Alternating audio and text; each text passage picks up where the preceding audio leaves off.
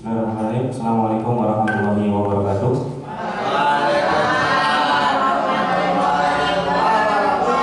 Selamat siang Bapak Ibu Guru hebat SMA Negeri 9. Ya, selamat datang. Ya, selamat. Kayak anak-anak, siang-siang langsung gitu. Oke, selamat datang di acara saya ya ini sebagai aksi nyata modul 1.4 tentang budaya positif. Nah, sebelum masuk ke inti dari materi ini, terima kasih saya sampaikan kepada Bapak Ibu Guru yang sudah berkenan meluangkan waktunya di acara diseminasi saya. Sebelum masuk intinya adalah ini salah satu kewajiban dari CGP ya, kami namanya CGP calon guru penggerak. Kebetulan saya masih masuk di angkatan ke-6, ini angkatan ke-7 baru mulai modul 1.1, jadi satu modul itu paket modul itu ada 1.1 sampai 1.4. Jadi setiap selesai modul nanti ada diseminasi seperti itu. Nah, ada yang berminat Ibu mendaftar guru penggerak selanjutnya? Oh, belum kepikiran mungkin. Nanti berubah pikiran. Oh tidak. Nah, perlu diketahui juga kan ini program guru penggerak salah satu syarat menjadi kepala sekolah ya. Salah satu syarat sertifikatnya itu ya Pak Tar ya? Ya. Betul. Beliau sebagai calon kepala sekolah. Nah, mungkin regulasinya berubah ya Pak. Sekarang salah satu syarat wajibnya adalah sertifikat guru penggerak. Walaupun saya belum ada niat, masih jauh sekali ya ke sana ya. Nah, awalnya itu hanya apa ya? Iseng-iseng berhadiah kalau kata Pak Bahtiar itu.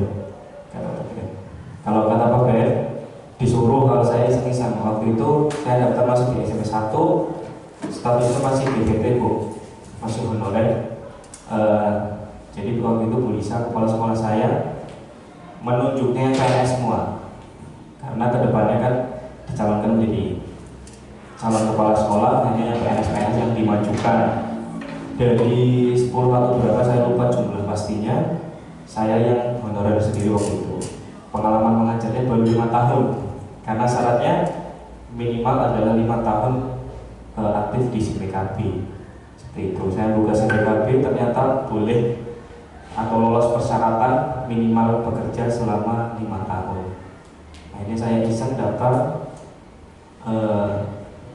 memenuhi syarat dan harus ditunjukkan dengan surat keterangan aktif pengajar ataupun surat dukungan dari kepala sekolah. Akhirnya saya ngadep ke beliau, kepala sekolah, Bu, saya tidak ditunjuk panjenengan, boleh tidak melanjutkan ikut guru penggerak? Ya sudah, boleh. Akhirnya dikeluarkan surat, ditandatangani, diupload. 2 kali seleksi pertama membuat esai. Jadi pengalaman-pengalaman selama menjadi guru itu baik di sekolah maupun di luar sekolah dituliskan semua di situ. Seleksi pertama lolos masuk di SMP 1, seleksi kedua itu micro teaching, ngajar seolah-olah ada siswa di situ. Nah, seperti kemarin Pak Siki itu ikut guru pres ya, paradigma baru, pembelajaran paradigma baru itu. Akhirnya seleksi kedua lolos juga dan wawancara. Dari esai yang saya tulis itu ditanyakan, benar gak pengalaman ini, betul tidak, betul tidak, seterusnya. Nah, keterimaannya itu sudah tertulis di SMP 9. Jadi kata Pak Eko di daftarnya di sana, keterimanya di sini.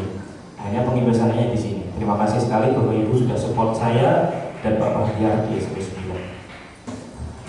Nah, begini Bapak Ibu, nanti saya akan menyampaikan apa yang saya dapat dari pelatihan selama kurang lebih 1 bulan atau 2 bulan ini dari modul 1.1 sampai 1.4. Cuman yang diseminasikan adalah yang di modul terakhir. Nah, sekarang ini ada post test ya. Udah post test kemarin. Nah, karena kegiatan kemarin sangat padat ya di sekolah kita, ada study tour kelas 89, kemudian dilanjut dengan gelar karya. Nah, akhirnya saya membuat jadwal di akhir-akhir judet ya Bu. Apa Bu? Judet itu tenggat waktu ya. Terakhir judetnya tanggal 21 ya, amin apa-apa. Nah, jadi di modul itu ada 4. Yang pertama tentang filosofi KHD ya, Ki Hajar Dewantara atau ya KHD Ki Hajar Dewantara ya. Kemudian ada nilai dan peran guru penggerak di modul yang 1.2-nya. Di modul 1.3-nya itu ada visi guru penggerak yang nantinya di sana diajarkan bagaimana cara membuat visi dan misi sekolah termasuk ya. Kemudian di modul terakhir, di modul 1 itu ada budaya positif. Nah, di sini saya hanya akan menyampaikan apa yang saya dapat dan yang sudah saya praktekkan. Jadi bukan bermaksud menggurui. Saya yakin Bapak Ibu sudah lebih berpengalaman dari saya. Ada sini ada yang senior-senior, ada Pak Taryono, kemudian ada Bules dan seterusnya, Bu Cikmah. Itu pasti sudah lebih ahli, lebih hebat dari saya. Tapi karena ini saya adalah kewajiban saya untuk menyampaikan kepada teman-teman semua, maka akan saya sampaikan. Yang pertama ini Bu, Pak, yang akan saya sampaikan. Jadi di modul budaya positif itu ada nanti ada perubahan paradigma belajar ya, yang kita kenal dengan istilah paradigma baru. Kemudian disiplin positif, nanti disiplin itu apa dan seterusnya. Kemudian yang ketiga kebutuhan dasar manusia. Yang keempat ada motivasi perilaku manusia. Yang kelima posisi kontrol restitusi. Nanti kita sebagai guru itu menempatkan diri sebagai apa nanti di situ. Kemudian keyakinan kelas, dan yang terakhir praktek segitiga restitusi. Nah, langsung saja kita masuk ke materi yang pertama. Nah, pembelajaran dengan paradigma baru ini Bapak Ibu. Saya yakin Bapak Ibu semua sudah melaksanakan ini. Saya sudah melihat langsung, malah di Semarang waktu PPG ya Bu, luar biasa. Saya mencontoh beliau menggunakan IT digabungkan dengan materi itu, ada pakai learning apps, kemudian Word apa itu bahasa Inggrisnya yang itu, kemudian pakai apa lagi Bu? Itu Bu? Wheel of Names, Wheel of Names. Ya. Nah ini yang sudah saya praktikkan. Jadi mengapa terkadang anak itu tidak tertarik dengan pembelajaran kita, karena mungkin dari kita sendiri yang tidak memperhatikan anak-anak tersebut. Nah, salah satu contohnya ini saya membuat kartu atau apa namanya. Jadi ini pembelajaran waktu itu tentang kata baku dan tidak baku. Kata baku tidak baku, setiap anak saya berikan kartu yang isinya entah itu kata baku tidak baku. Setiap anak bertanggung jawab dengan apa yang harus dia kerjakan. Nah, jadi pasti nanti mereka akan berpikir semuanya. Kalau hanya ceramah di depan, terkadang ya saya juga masih sering menggunakan ceramah yang membuat monoton ya. Nah, ini nanti anak-anak itu diberikan kertas itu random, acak, entah itu baku tidak, itu saya tidak memilih, bagi secara acak. Kemudian langkah pertama mereka menentukan pasangannya. Misal di dalam bahasa Indonesia ada kata atlet dan kata atlet. Itu dua kata yang baku dan tidak baku.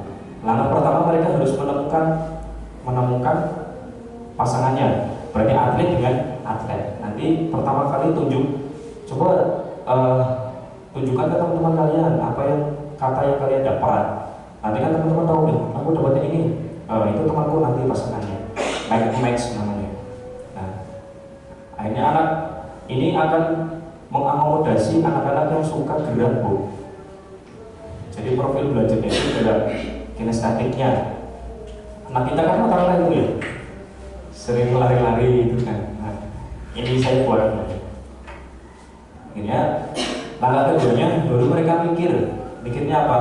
Ini yang baku yang mana? Yang tidak baku yang mana? Akhirnya kan ke situ. Nah, kemudian setelah itu saya tempelkan itu di papan tulis. Jadi itu ada isobelnya atau double ticknya ditempel. Seperti itu. Ini contoh, mungkin dari Bapak Ibu sudah sering sekali melakukan hal ini. Itu sub pembahasan yang pertama. Kemudian ini Bu, Pak, tentang disiplin positif itu apa? Nah, dari modul yang saya baca dan pelatihan yang saya ikuti, nah itu yang pertama yang atas ya. Dalam budaya kita, makna kata disiplin itu dimaknai menjadi sesuatu yang dilakukan seseorang kepada orang lain ya, untuk mendapatkan kepatuhan. Ya kan, nanti jatuhnya menjadi peraturan gitu kan yang harus dipatuhi. Kita cenderung menghubungkan kata disiplin dengan ketidaknyamanan. Saya juga yang merasakan ada. Berangkat pagi dia tidak ditegur sama kepala sekolah. Ya kadang biar absen tidak tidak telat kan. Nanti tunjangannya dipotong gitu kan. Dan seterusnya. Jadi semacam kalau saya melanggar ini nanti saya nggak nyaman. Kemudian yang kedua, sebagai pendidik, tujuan kita adalah menciptakan anak-anak yang memiliki disiplin diri sehingga mereka bisa berperilaku dengan mengacu pada nilai-nilai kebajikan universal dan memiliki motivasi intrinsik bukan ekstrinsik. Nah, motivasi intrinsik berarti dari dalam dirinya. Kalau kita menaati aturan hanya karena takut kena tegur sama pimpinan, sama teman-teman gitu kan, diledekin atau seterusnya, itu berarti motivasinya karena ekstrinsi dari pihak lain. Nah, kalau kita menaati aturan karena motivasi, oh iya kalau saya berangkat terlambat seperti ini, jadinya seperti ini, itu namanya intrinsik dari dalam diri kita sendiri. Kemudian disiplin positif itu merupakan salah satu cara penerapan disiplin yang bertujuan untuk menumbuhkan kesadaran serta memberdayakan anak untuk melakukan sesuatu tanpa sogokan, ancaman maupun hukuman. Mungkin ini bagiannya guru BK Ibu Novi dan teman-teman. Nah, terkadang boleh nggak sih Pak Bu kalau di dalam kelas kita pembelajaran terus yang jawab benar itu dapat hadiah? Bapak Ibu sering gitu ya? Iya. Dalam satu sisi memang itu bagus. Ternyata nanti ada pembahasannya sendiri. Itu terkadang akan membuat ketergantungan. Jadi motivasi belajarnya karena ingin mendapat hadiah. Tapi itu masih baik daripada tidak belajar dan tidak ada motivasi sama sekali. Nah, kemudian pembahasan berikutnya tentang kebutuhan dasar manusia. Dari setiap diri kita, Bapak Ibu guru termasuk, dan anak-anak itu mempunyai 5 kebutuhan dasar. Yang pertama itu bertahan hidup, ya berkaitan dengan sandang, pangan, papan dan seterusnya. Kemudian kasih sayang dan rasa diterima. Ini yang mungkin dirasakan oleh anak-anak kita ya. Mungkin guru BK ini yang luar biasa. Bagaimana menyelesaikan masalah tanpa marah ya? Agak susah ya bro, kalau di sini ya. Nah, kemudian penguasaan ini berkaitan dengan anak-anak yang punya power, itu kekuatan di sekolah, di kelas, dan kebebasan dan kesenangan. Ya. Ini yang mungkin anak-anak kita pengen itu bebas Pak, pakai sepatu bebas, pakai ini bebas. Nah, ini yang tadi saya singgung sedikit di motivasi intrinsik dan ekstrinsik. Di motivasi itu adalah dorongan yang timbul pada diri seseorang secara sadar atau tidak sadar untuk melakukan suatu tindakan dengan tujuan tertentu. Jadi perlu kita pahami bahwa setiap tindakan manusia itu pasti punya tujuan. Entah itu tujuannya jelek atau baik, itu pasti ada tujuan dan biasanya ingin diakui oleh orang lain biasanya. Nah, di situ ada menghindari ketidaknyamanan dan hukuman. Jadi murid melakukan disiplin karena ia takut dihukum. Saya mau berangkat pagi biar tidak dihukum Pak Aziz atau tidak dihukum Putris gitu kan, guru BK. Itu jenis murid yang pertama. Jenis murid yang kedua, disiplin itu supaya mendapat imbalan. Nah, yang tadi, mendapat imbalan atau penghargaan dari orang lain. Wih, keren ya, berangkat rajin terus, tidak pernah terlambat. Murid melakukan disiplin diri karena ia ingin mendapat imbalan. Ini merupakan motivasi ekstrinsik ya. Kalau ini masih tergantung dengan orang lain. Nah, yang paling baik itu yang warna hijau, menghargai nilai-nilai kebajikan diri sendiri. Nah, makanya di modul ini nanti ada pembahasan sendiri tentang keyakinan kelas. Kenapa bukan peraturan tapi keyakinan? Nah, nanti kita bahas di slide berikutnya. Nah, ini saya agak ragu sih kalau mau bahas ini karena antara bertolak dengan hati kita kadang. Misalnya ada anak yang melanggar aturan tapi terus menerus, masa tidak dihukum ya Bu? Iya kan? Masa tidak dihukum kan? Nah, ini hukuman itu ternyata yang pertama itu menyakitkan, ya, karena itu hukuman. Kemudian bikin anak tidak nyaman. Nah, makanya saya sempat rasa sama Pak Bahtiar waktu itu Pak PM setelah mendapat modul ini dan melihat anak-anak kita dihukum dengan cara jalan jongkok waktu itu, kemudian disuruh keliling lapangan muter. Tapi karena itu wewenangnya kesiswaan ya, kami tidak bisa menggugat itu kan, karena itu sudah menjadi peraturannya seperti itu.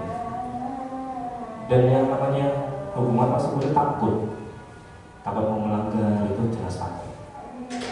Kemudian hukuman itu pasti memaksa, harus lari keliling lapangan, harus push up, harus ini, harus itu. Kemudian murid cenderung menyembunyikan kesalahan. Dari mana? Bolos. Dari mana? Dari kantin. Aslinya itu, cuma bilangnya dari belakang. Nah, akhirnya berbohong. Dan murid menjadi rendah diri. Nah, dihukum di depan orang banyak itu secara psikologi juga pasti akan menjadi mental anak itu drop ya, atau drop. Nah, kalau penghargaan itu tadi yang sudah saya singgung itu tidak efektif, kemudian mematikan kreativitas, menghukum dengan sistem ranking. Pakar atau Pak Sigit mungkin bisa saya nanti dikoreksi, di kurikulum itu ada ranking nggak sebenarnya Pak? Nggak ada ya? Ya aslinya nggak ada ya. Cuma karena itu sudah menjadi budaya ya Pak. Maka iya, terkadang orang tuanya yang pengen tahu anak saya ranking berapa di kelas. Ternyata memang di guru-guru nggak ada sebenarnya. Cuma disediakan leger ya Pak. Ada leger nilai ya. Nah itu dari itu kita bikin sendiri ya, berarti membuat rank pakai rank itu. Nah mengapa menghukum dengan sistem ranking? Karena nanti yang rankingnya terendah, misal dari 30 siswa nomor 30 kan di-share semua tuh. Di-share semua ranking 1 sampai 30 dalam satu kelas, di-share di grup orang tua atau di grup anak-anak. Yang ranking terakhir terkucilkan. Itu berdasarkan malah bangga Bu. Nggak semua kayak gitu saya Oh, iya. saya dulu pas 7 ranking 2 dari bawah Pak. Dengan kayak gitu saya termotivasi. Oh iya benar. Berarti kan kalau motivasi intrinsiknya ya Bu, mentalnya anak ya Bu. Iya betul. Dulu pengalaman Mungkin dulu anak dulu ya, anak dulu ya.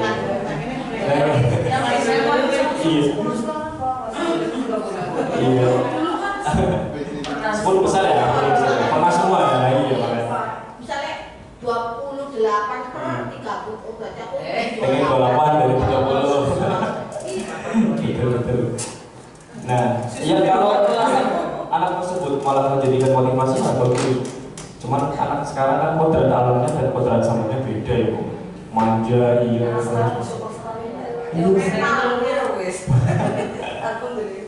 Betul. Mentalnya. Nah, itu penghargaan. Ya boleh-boleh saja sih. Ranking 1, 2, 3 nanti diberi hadiah untuk memacu semangatnya supaya lebih bagus lagi.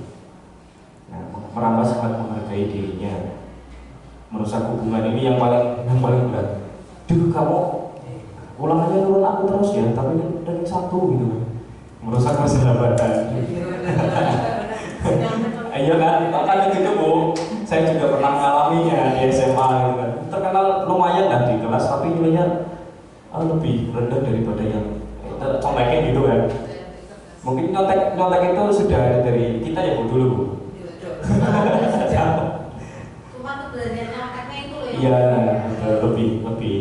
lebih ekstrim sekarang ya. itu tentang hukuman dan penghargaan, reward and punishment.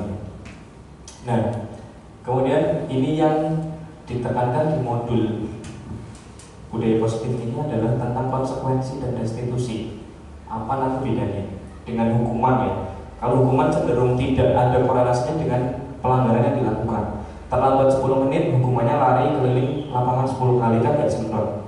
Nah, kalau di restitusi nanti hukumannya sesuai dengan apa yang dia langgar dan sebisa mungkin kedepannya tidak diulang. Ya susah ya Bu. Tapi itu namanya usaha teori kan, teori.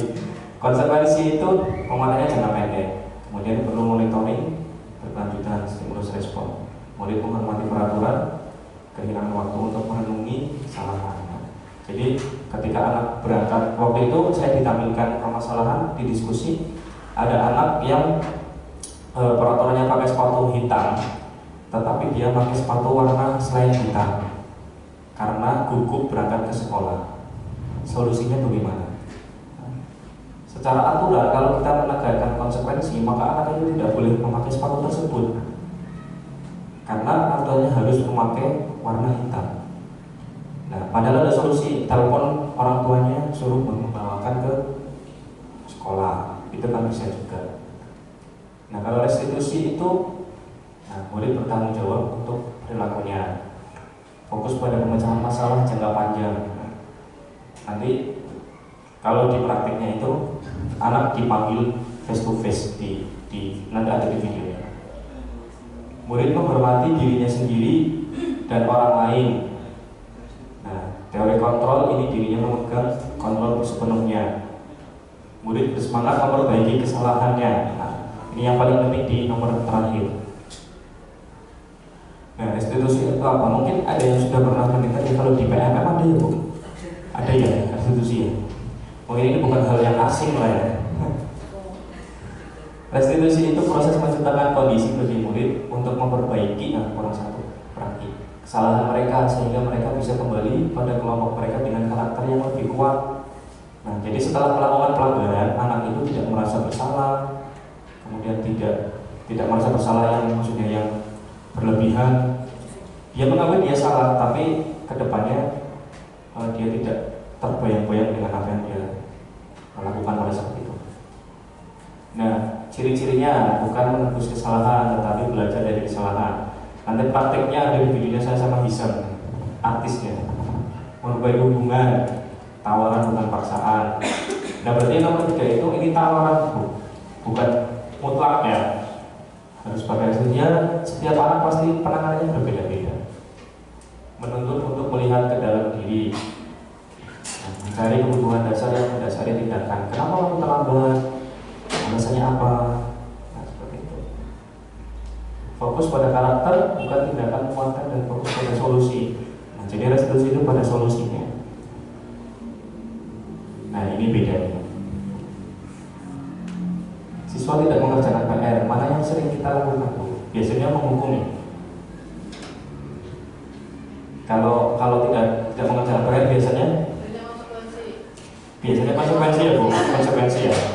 Berarti ya harus mengerjakan, nggak ngerjain PR ya harus ngerjain, tapi 2 kali lipat bisa, atau tapi tidak di jam pelajaran kalau saya di jam istirahat atau jam pulang. Jadi itu sebagai konsekuensi dia tidak mengerjakan seperti yang lain mengerjakan. Mungkin lebih sering ke yang tengah ya konsekuensi. Kalau yang hukuman ya kamu nggak bisa PR, pergi toilet dengan lari, hormat bendera 10 menit. Nah, itu. Kalau restitusi lebih detail Bu. Jadi ditanya kenapa kamu tidak mengerjakan PR. Jadi awalnya dari situ. Oh saya lupa. Ya memang manusia itu terkadang lupa. Nah itu lupa semua gitu. Berarti itu motivasi intrinsiknya belum ada di situ. Nah kembali lagi, ini adalah setiap anak pasti penanganannya berbeda-beda. Nah guru terbuka dan sikap menghormati dirinya dan orang lain. Ya, tidak boleh marah Bu kalau di sini. Konstitusi. Dengan tuntutan kurikulum tidak boleh marah.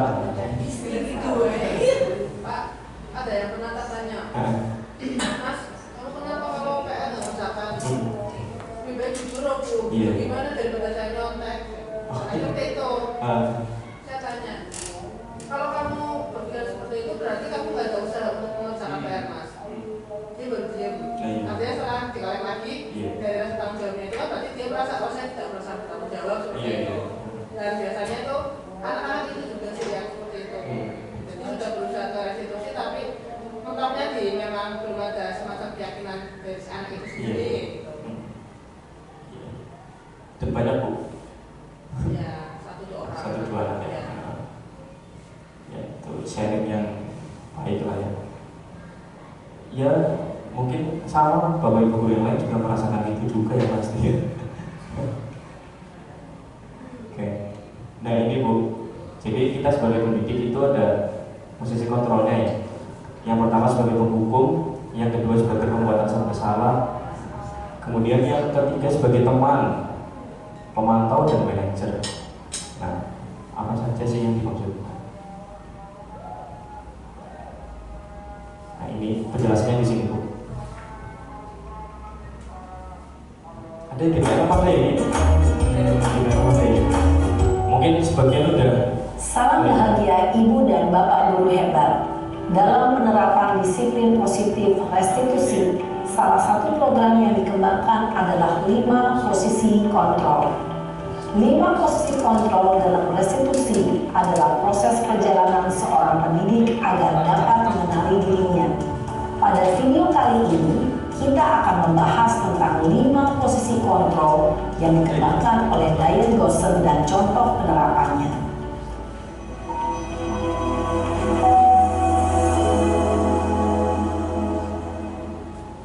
Lima posisi kontrol itu adalah 1.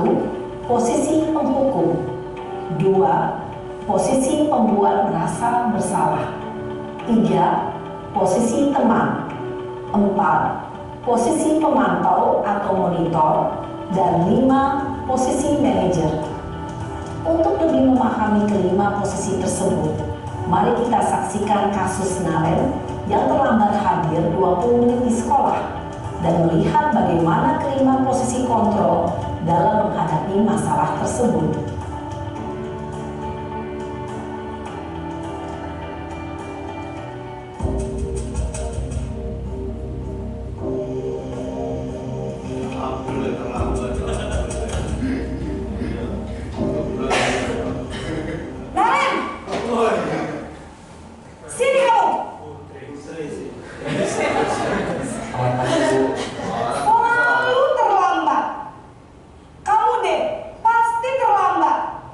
Maaf Bu, saya... Apa?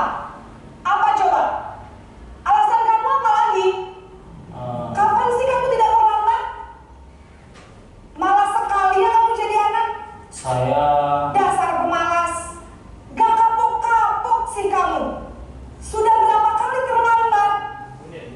Sana, kamu keliling lapangan basket 2 kali. Kenapa saya harus keliling lapangan basket Bu?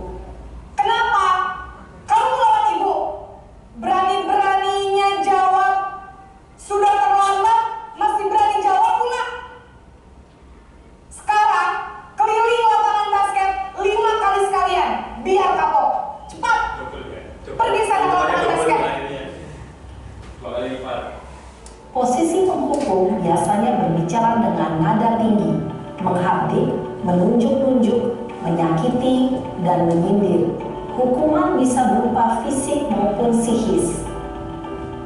Ibu dan Bapak guru hebat, dampak yang terjadi pada murid ketika guru berada pada posisi penghukum adalah murid cenderung akan memberontak, bahkan menyimpan dendam.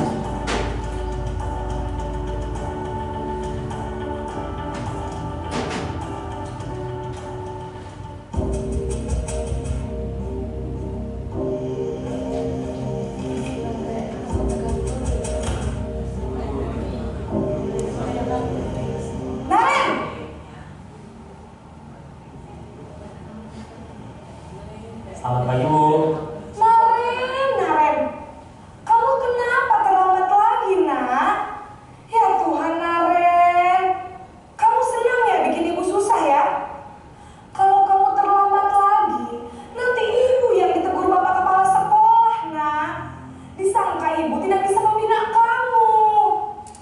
Duh, gimana ini? Maaf Bu. Duh, Gusti Naren. Kamu suka ya kalau ibu ditegur bapak kepala sekolah? Terus, sekarang ibu harus tulis apa ini di buku absen? Ini kamu sudah sering terlambat loh. Ibu harus apa coba? Maaf Bu. Maaf sekali. Ya sudah, lain kali jangan bikin ibu susah lagi ya nak ya. Ibu tidak akan kuat lagi kalau kamu gini terus. Bisa jantungan kalau ibu ditegur bapak kepala sekolah. Sana cepat ke kelas. Maaf ya Bu. Maaf sekali. Posisi pembuat rasa bersalah berbicara dengan nada tenang, cenderung lembut. Namun kata-kata yang diutarakan membuat murid merasa menjadi orang yang gagal, memandang buruk dirinya sendiri, merasa tidak berharga, dan tidak sanggup membahagiakan orang lain. Ketika guru mengambil posisi pembuat rasa bersalah, murid akan menganggap dirinya yang bersalah dan ia akan menyimpan emosi negatif tersebut di dalam dirinya.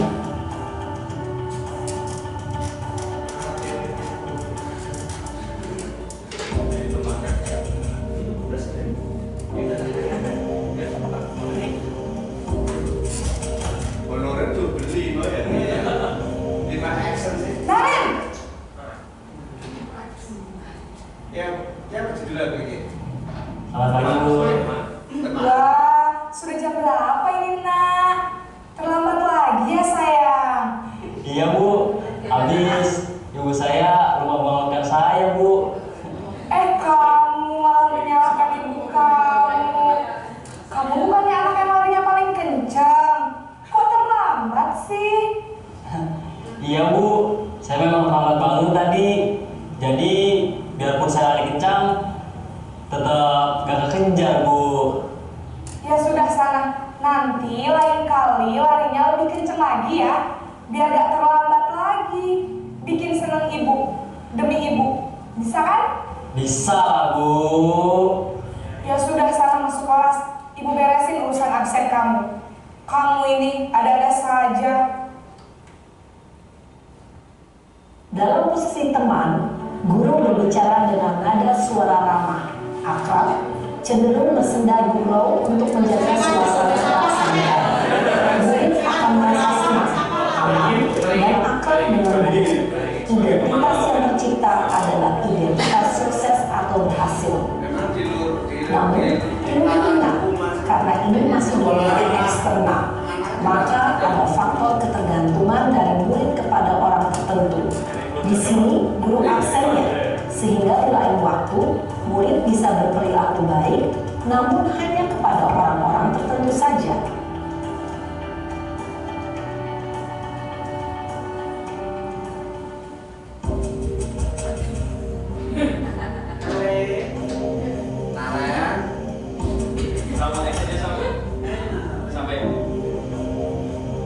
Naren!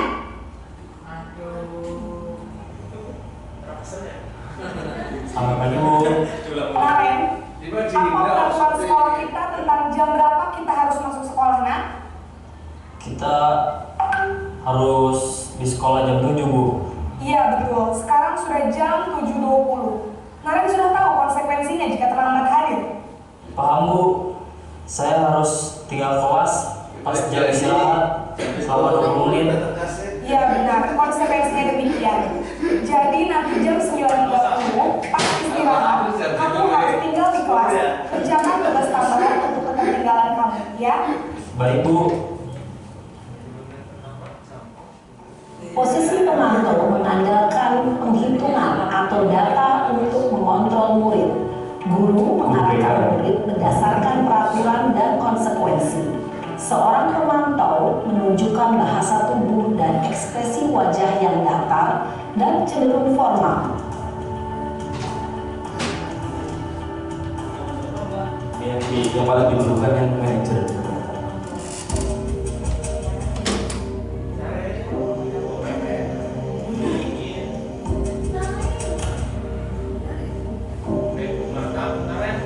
Naren,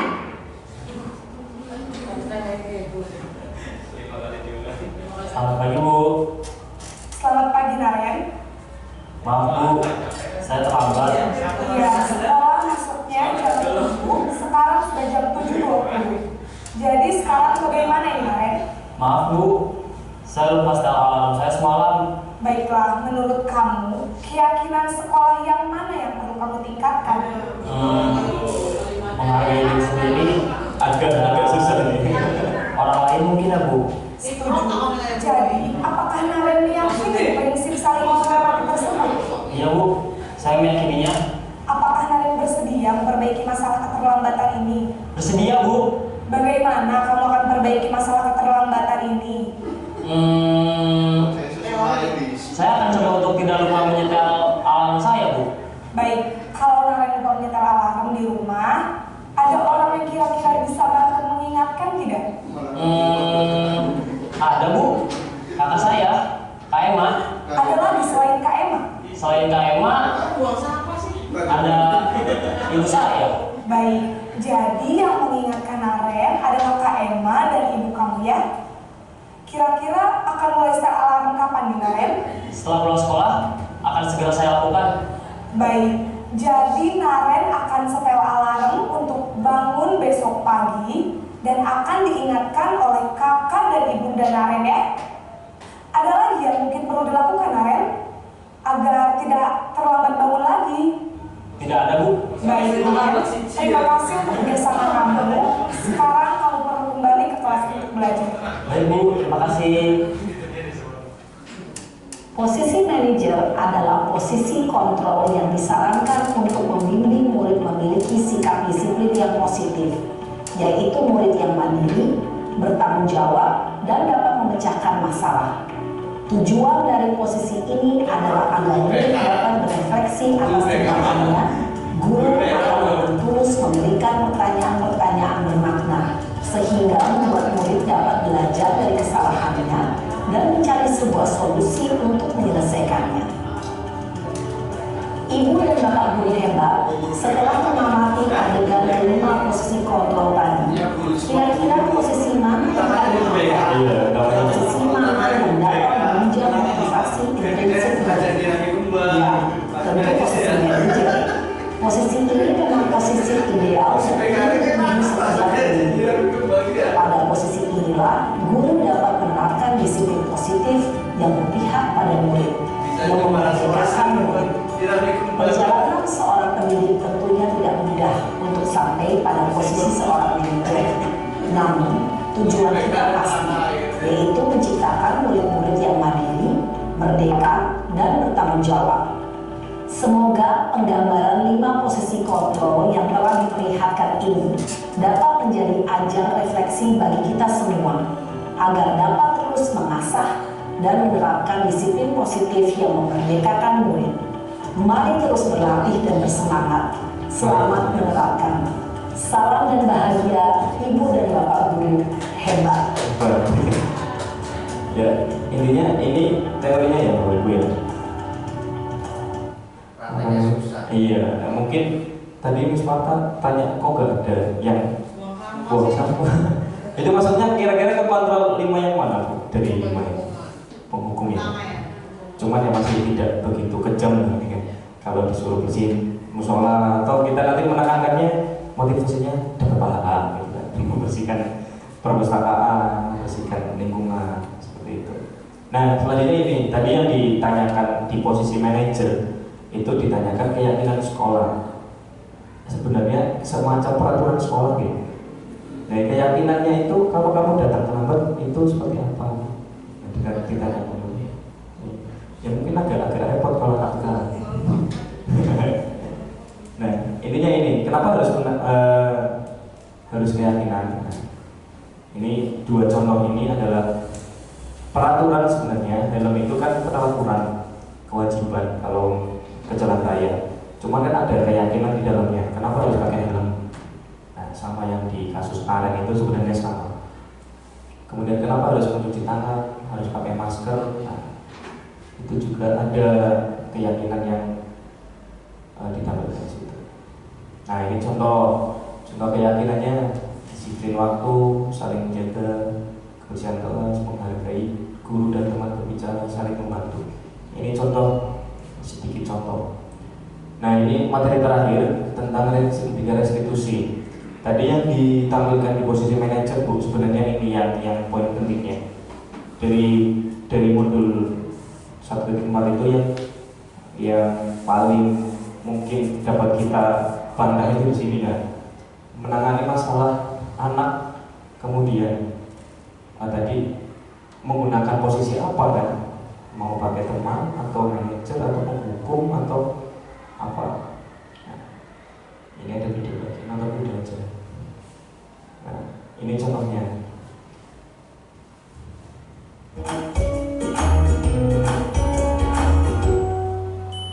Salam dan bahagia Ibu dan Bapak guru hebat. Pada video kali ini kita akan membahas tentang salah satu program disiplin positif yang diterapkan di lingkungan sekolah yang dikenal dengan nama restitusi.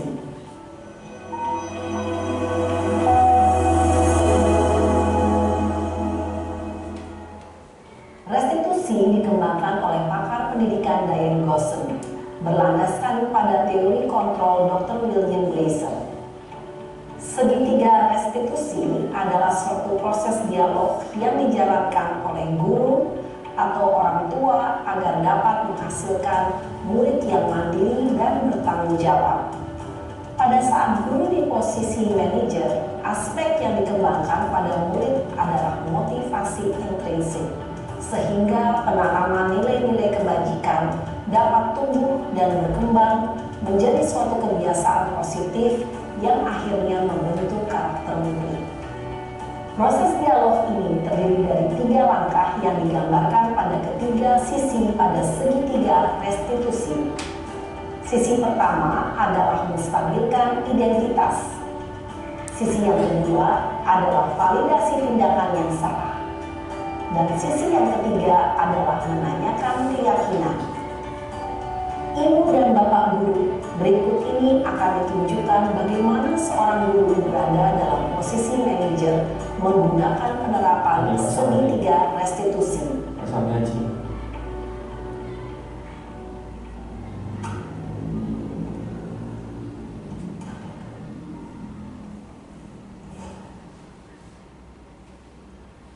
Siang Sarah. Siang Pak. Sudah lama gak kerja Sarah? Ini ya.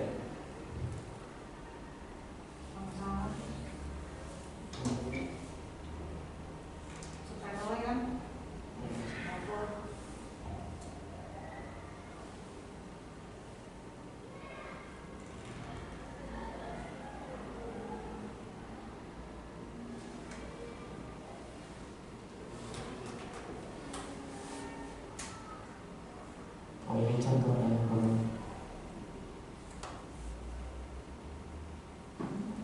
Sebentar nggak bisa Bu.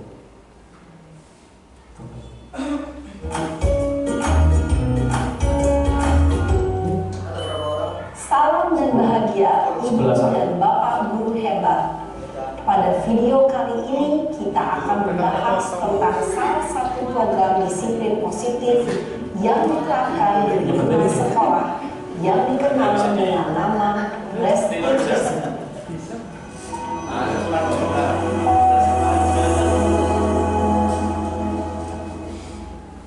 Restitusi dikembangkan oleh pakar pendidikan Diane Gosson, berlandaskan pada teori kontrol Dr. William Glasser. Segitiga restitusi adalah suatu proses.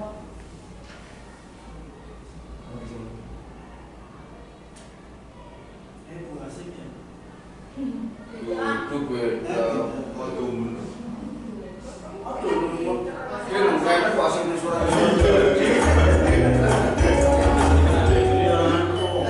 Salam dan bahagia Ibu dan Bapak guru hebat.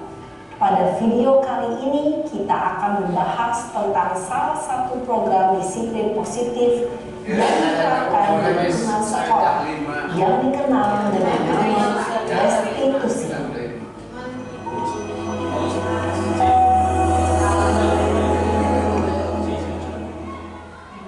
Restitusi dikembangkan oleh pakar pendidikan Diane Gosson, berlandaskan pada teori kontrol Dr. William Glasser. Segitiga restitusi adalah suatu proses dialog yang dijalankan atau orang tua agar dapat menghasilkan murid yang mandiri dan bertanggung jawab. Pada saat ini posisi manajer, aspek yang dikembangkan pada murid adalah motivasi intrinsik, sehingga pemahaman nilai kebajikan dapat tumbuh dan berkembang menjadi suatu kebiasaan positif yang akhirnya menentukan. Proses dialog ini memiliki 3 langkah yang digambarkan pada 3 sisi pada segitiga restitusi. Sisi pertama adalah menstabilkan identitas. Sisi yang kedua adalah validasi tindakan yang salah. Dan sisi yang ketiga adalah menanyakan keyakinan. Ibu dan Bapak Guru, berikut ini akan ditunjukkan bagaimana seorang guru berada dalam posisi manajer menggunakan penerapan segitiga restitusi.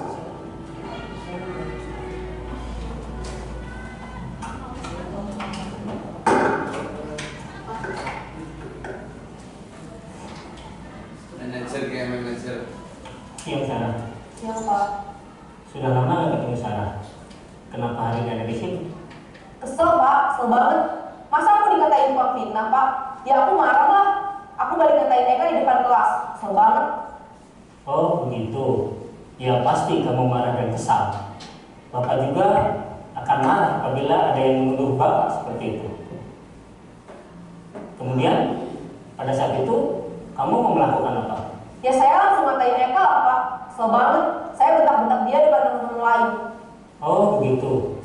Pasti kamu melakukan seperti itu karena suatu alasan tertentu, bukan? Iyalah, masa saya diam saja Pak? Ya saya bela diri lah. Masa saya dituduh tukang fitnah? Ya wajar lah. Mempertahankan harga diri itu sesuatu yang penting buat kamu. Untung kamu tidak bertindak lebih gegabah lagi. Hanya membentak-bentak. Iya Pak. Untung saya masih bersabar dan hanya membentak saja. Sudah gemes padahal, saya pasti bela diri lah. Ya pasti ya. Tapi kamu memilih untuk tetap bertahan dan bersabar. Kamu memilih untuk tidak berbuat lebih parah lagi. Iya. Nah, sekarang coba kita lihat lagi tindakan kamu yang bentak-bentak Eka di kelas. Tindakan kamu itu kira-kira sesuai dengan keyakinan kelas atau prinsip kamu tidak? Enggak lah Pak. Capek Pak jadi pemarah. Jadi keyakinan atau prinsip mana yang kurang sesuai dengan keinginan kamu? Ya, saya sebenarnya sangat menghargai orang lain. Mungkin saat itu saya menjadi emosi, jadi tidak menunjukkan sikap itu. Kamu meyakini tidak? Menghargai orang lain itu penting buat kamu. Yakin lah Pak. Iya, setuju. Kita harus saling menghargai. Namun, ada juga keyakinan tidak disepakati yang perlu kita jalankan apabila kita sedang marah, kan? Ya, saya bisa lebih aktif. Mulai dengan diri sendiri, saya bisa jadi lebih sabar. Kamu bersedia memperbaiki masalah kalau kamu masalah ini, kamu akan menjadi Saya akan menjadi orang yang bertanggung jawab lah ya Pak. Dan senantiasa proaktif. Iya. Menurut kamu, bagaimana rasanya menjadi orang seperti itu? Ya nyaman lah, bangga bisa bersabar dan menahan diri. Baiklah kalau begitu. Yuk kita pikirkan bagaimana memperbaiki masalah ini.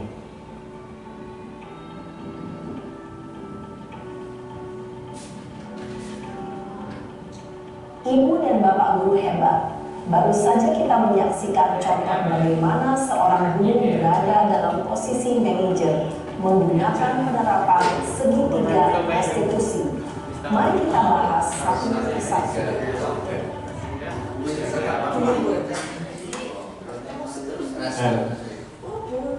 Biasanya guru BK ya pulang ya kayak gitu. Iya, mungkin lebih pandai di hal ini.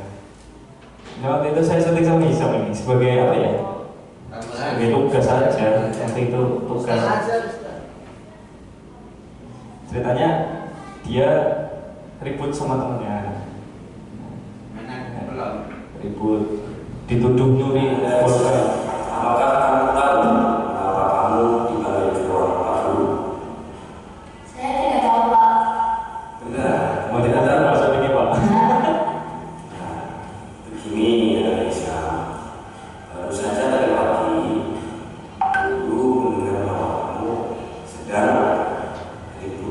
selaku manajer ya kayak? Iya, ada manajer. Mulai status itu manajer. Nanti apakah benar? Iya Pak, benar. Saya dituduh mencuri poin-poinnya, padahal saya tidak melakukannya. Oh, jadi begitu. Kenapa? Nanti di KPM juga hisap juga teman-teman. Baik, sekarang Biasanya banyak itu. bahwa setiap orang yang tidak melakukannya kemudian Beda-beda melakukan di yang ada di itu KPM adalah tadi ya, sebuah di video. Nah, sekarang apa yang kamu lakukan kepada Adit ketika kamu tadi dituduh oleh Adit bahwa kamu mencuri foto ini? Saya jengkel Pak, dan saya mendorong kursinya Adit Pak, dan jadilah keributan. Oh, jadi seperti itu permasalahannya. Baik, sekarang itu ya, karena itu adalah Saya ngomong sendiri, hisapnya kan. kira-kira kamu menyesal tidak? Bisa. Jadi awal di awal kan kunci. Ya, kamu tahu bahwa kamu tidak melakukan pencurian itu, tetapi apakah dengan marah-marah itu semua akan menjadi baik? Iya Pak, saya menyesal. Saya janji tidak akan mengulanginya lagi. Nah, sekarang kamu sudah paham kan bahwa tidak semua permasalahan harus diselesaikan dengan cara yang tidak baik atau dengan cara marah-marah. Kita punya banyak solusi untuk menyelesaikan masalah, ya. Nah, karena kamu sudah menyesal dan sudah mengakui bahwa apa yang kamu lakukan itu tidak baik, apakah selanjutnya kamu akan berubah ke arah yang lebih baik ke depannya ketika ada teman kamu yang mencoba memfitnah kamu seperti yang dilakukan oleh Adit? Apakah kamu akan terus marah-marah seperti itu? Ya jelas tidak Pak. Jika nanti ada permasalahan lagi, saya akan menyelesaikan masalah dengan baik-baik. Ada Islam, Pak Guru perhatikan akhir-akhir ini Ya itu ya. kamu sering datang terlambat ke sekolah. Kira-kira masalah apa yang menimbulkan sehingga kamu sering datang terlambat ke sekolah?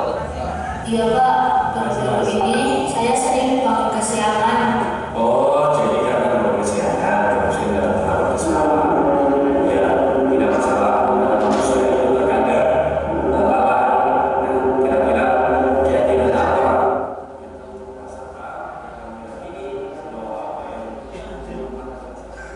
Iya Pak, saya meyakini.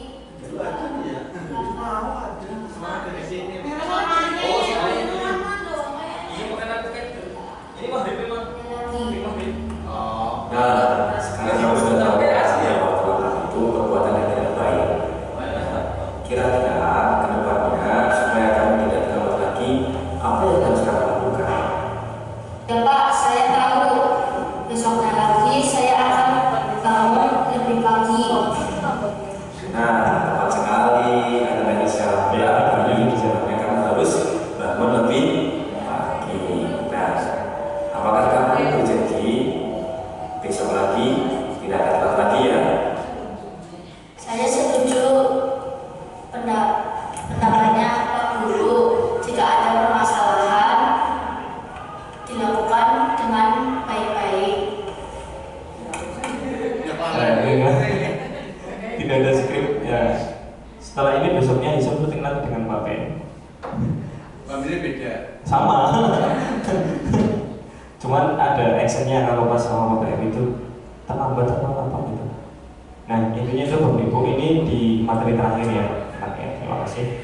Nah di terakhir ini sebagai penutup barangkali ada yang mau sharing dari Bapak Ibu, kemudian apa yang mau ditanyakan juga kalau bisa dipecahkan bersama, nanti kita pecahkan bersama. Monggo ada yang mau menyampaikan? Bisa. Apa ya? Boleh. Materinya. Bisa. Ya apa curhat apa namanya di kelas atau unek-unek di sekolah kita seharusnya seperti apa? Cuma mau curhat lagi?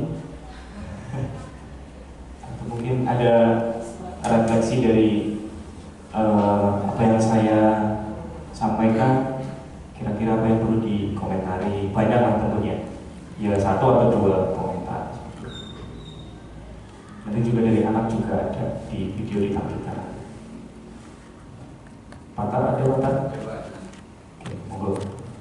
Terima kasih Pak Rizko. Setelah saya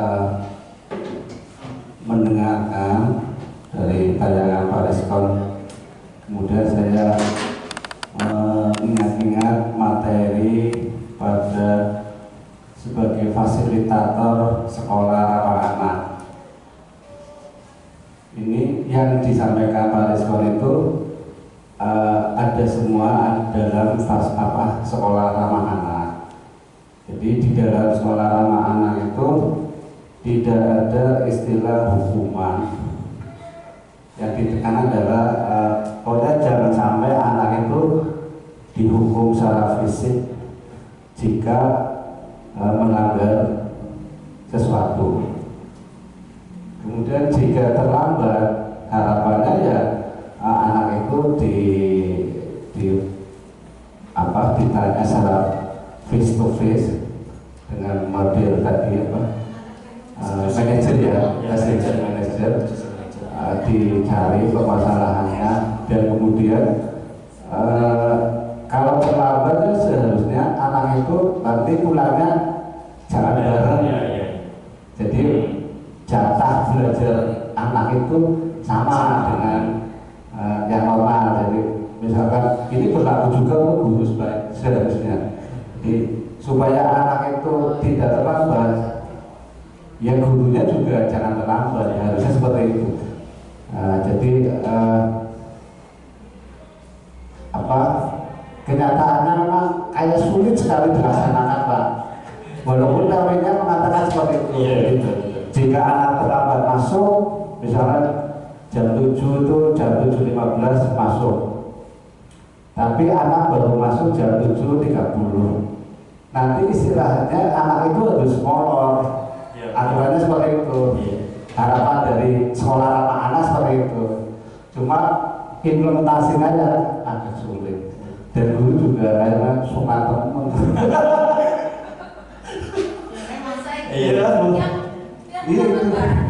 Iya, tapi harapan dari sekolah ramah anak seperti itu, Bu. Gitu. Iya, jadi tidak ada hukuman fisik atau yang lain. Anak itu dibombong lah, kasarnya dibombong seperti itu. Ya kalau anak sih dibombong-bombong. Ya, kita sebagai guru di kelas itu bisa sebagai pengajar, pengayom, pelindung, dan teman. Itu dalam sekolah ramah anak seperti itu. Mungkin di materi Pak Rizka juga disampaikan seperti itu, sebagai pelindung, pengayom, teman di dalam kelas. Demikian Pak, terima kasih Pak. Iya Pak, terima kasih Pak Taryono sharing tentang sekolah ramah anak Pak. Iya, ininya ada irisannya ya sama dengan materi yang saya sampaikan, bahwa tidak boleh ada hukuman fisik ya. Verbal aja harusnya nggak boleh ya Pak. Kayak misalnya, kamu telat terus, ini apalagi ada gitu kan bocah. Nah, besok jadi apa sih?